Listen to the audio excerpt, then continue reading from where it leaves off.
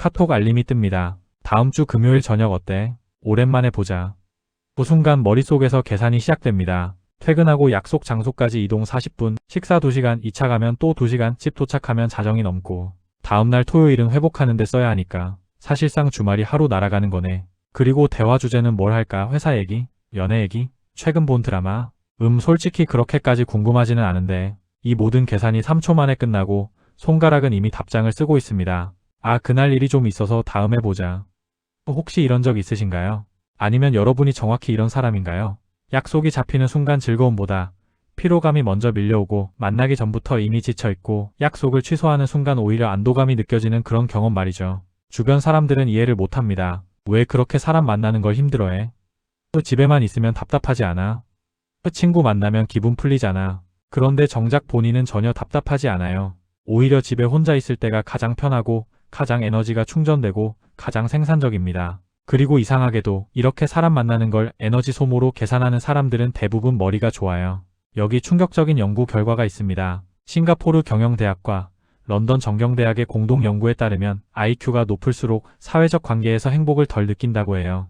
일반적인 사람들은 친구를 자주 만날수록 행복도가 올라가는데 IQ가 높은 사람들은 오히려 친구를 자주 만날수록 행복도가 떨어진다는 겁니다. 이게 대체 무슨 의미일까요?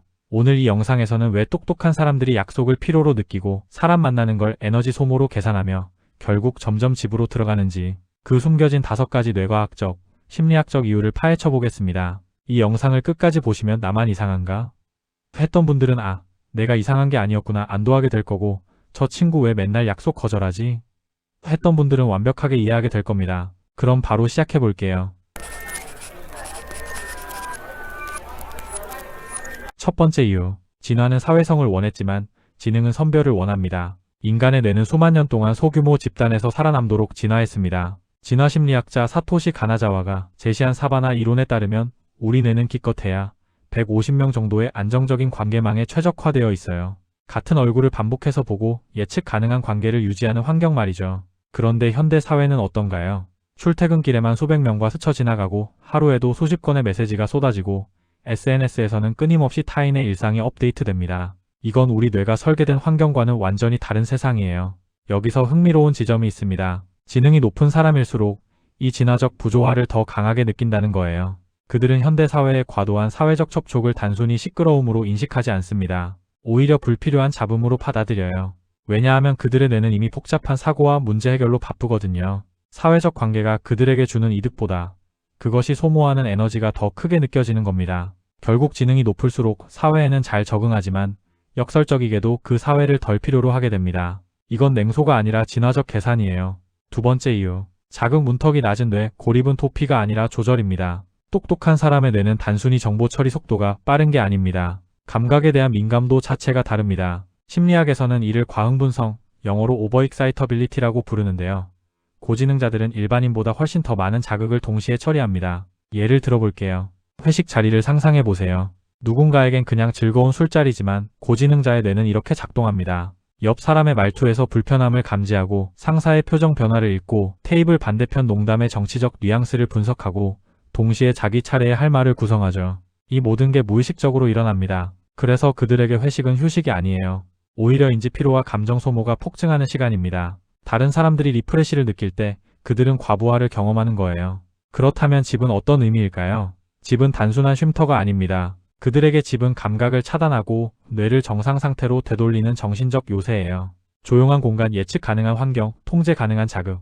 이게 바로 고지능자가 집을 선택하는 이유입니다. 토피가 아니라 뇌 건강을 위한 능동적 조절인 거죠. 세 번째 이유, 스몰 토크의 가성비 붕괴. 요즘 날씨 좋죠? 주말에 뭐 했어요? 회사 일은 괜찮아요? 이런 대화 우리는 스몰 토크라고 부르죠.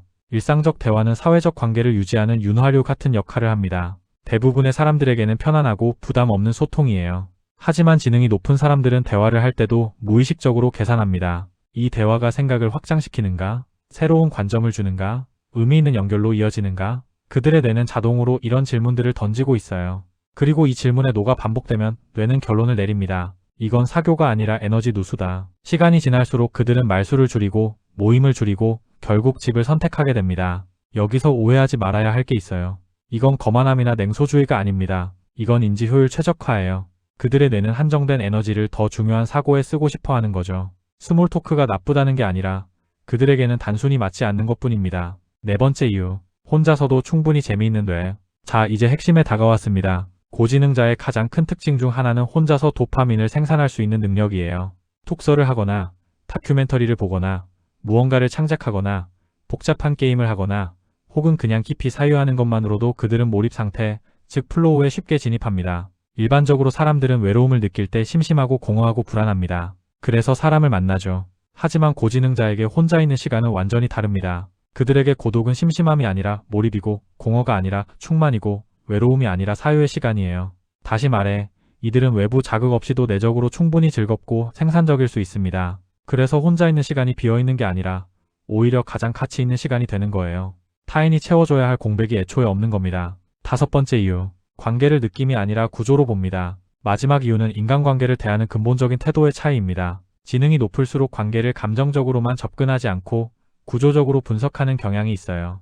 그들은 이렇게 정의합니다. 모두와 잘 지낼 필요는 없다. 깊이 연결될 수 있는 사람만 있으면 충분하다. 그래서 의미 없는 관계 10개보다 깊은 대화가 가능한 관계 한두 개를 선택합니다. 이걸 심리학에서는 선택적 사회성, 셀렉티브 소셜라이징이라고 부르죠. 문제는 이 기준에 맞는 사람을 찾기가 쉽지 않다는 거예요. 주변을 둘러봤는데 그런 사람이 없을 때 그들은 외로움을 감수하는 게 아니라 고립을 적극적으로 선택합니다. 왜냐하면 그들에게는 이런 공식이 성립하거든요. 관계없는 고독이 질 낮은 관계 속 피로보다 낫다. 이건 사람을 싫어해서가 아닙니다. 오히려 관계를 너무 진지하게 생각하기 때문이에요.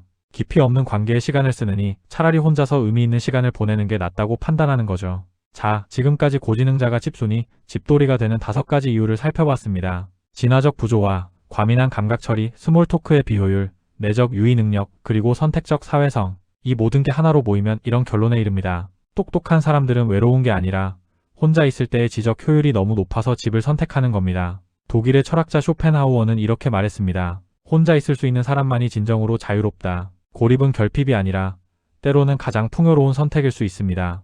만약 여러분이 이런 사람을 알고 있다면 그들을 억지로 끌어내려 하지 마세요. 그들은 자기 방식으로 충분히 잘 살고 있습니다. 그리고 만약 여러분 스스로가 그런 사람이라면 스스로를 이상하다고 생각하지 마세요. 그건 당신의 뇌가 선택한 가장 합리적인 삶의 방식일 수 있으니까요.